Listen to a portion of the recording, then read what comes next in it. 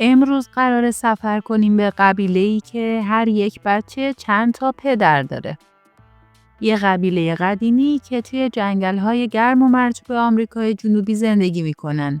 جایی بین کشورهایی مثل ونزوئلا و کلمبیا. به قبیله باری خوش اومدی. مردم باری زندگی خیلی ساده‌ای دارن. نه خبری از شهر، نه تکنولوژی و نه قانون‌هایی که ما بهشون عادت داریم. زندگی مردم حول طبیعت، شکار میکنن، ماهیگیری میرن، کشاورزی ساده دارن و همه چیز توی قبیله بر پایه همکاری جلو میره. برای باری‌ها جامعه از فرد مهمتره. یعنی بقا، امنیت و آرامش فقط وقتی به دست میاد که همه هوای همدیگر رو داشته باشن. بچه‌ها فقط بچه پدر و مادرشون نیستن. بچه‌ها مال قبیلن. همه توی بزرگ کردنشون نقش دارن. همه مسئولن.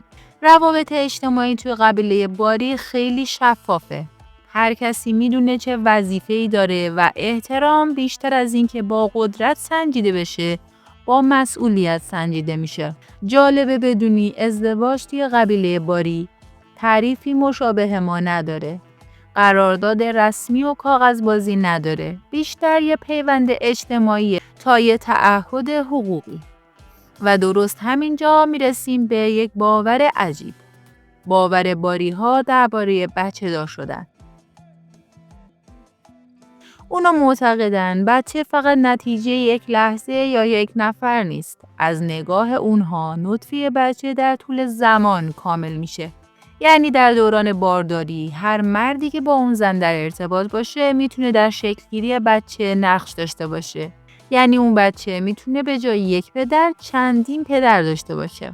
این اتفاق نه از سر بی‌نظمیه و نه از سر بی‌مسئولیتی، بلکه دقیقاً برعکس. تو قبیله باری هر کدوم از این مردها خودشون رو مسئول اون بچه میدونن. غذا میارن، مراقبت میکنن و وقتی خطر هست از بچه و مادرش دفاع میکنن. و توی بزرگ شدن بچه هم سهم دارن. از نگاه باری‌ها این بچه شانس بیشتری برای زنده موندن داره، چون که تنها نیست و فقط به یک نفر وابستگی نداره. جالبه بدونی تحقیقات انسانشناسی نشون داده کودکانی که چندین پدر اجتماعی دارن واقعا نرخ بقای بالاتری دارن. برای ما شاید سوال مهمی باشه که پدر واقعی بچه کیه؟ ولی برای باری‌ها سوال مهم اینه که کی مسئولیت بچه رو میپذیره و این تفاوت نگاه کل داستان رو عوض میکنه. توی این فرهنگ خانواده با ژن تعریف نمیشه بلکه با تعهد تعریف میشه. نه حسادت افراطی هست و نه دعوای مالکیت، چون همه چیز از قبل در چارچوب فرهنگ قبیله تعریف شده. شاید از بیرون عجیب به نظر بیاد، اما از داخل یه سیستم اجتماعی حساب شده است که قرنها جواب داده. اینجا قراره قضاوتی نکنیم، نه بگیم این فرآیند خوبه و نه بد. فقط میخوایم بفهمیم که آدم‌ها تو شرایط مختلف چطور راه‌های متفاوتی برای زندگی پیدا کردن. و شاید با شنیدن این داستان یه لحظه از خودمون بپرسیم آیا فقط یک مدل خانواده وجود داره؟ اگر این روایت برات جالب بود یا ذهنتو درگیر کرد، حتما توی کامنت ها نظرت رو برام بنویس.